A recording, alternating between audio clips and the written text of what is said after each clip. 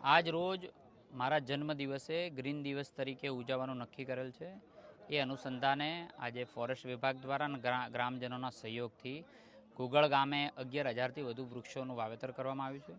ગામના લોકોએ એક પેડ માં કે નામના સંકલ્પ સાથે આ વૃક્ષોનું જતન કરવા માટેનો સંકલ્પ કર્યો છે.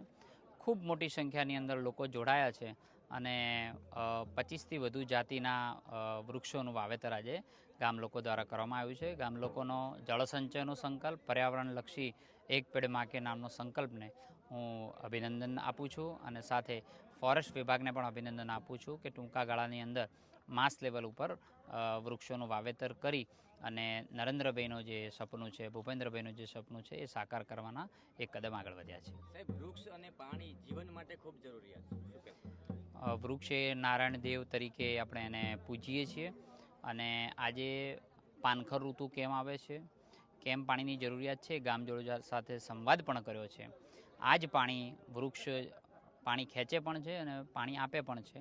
એના ઉદાહરણ દ્રષ્ટાંતો સાથે આજે ગામ લોકો સાથે સંવાદ કર્યો છે અને આવનારા સમયની અંદર હરિયાળું ગામ બને, આપણો જિલ્લો હરિયાળો બને એ દિશાની અંદર આગળ વધ્યા છીએ.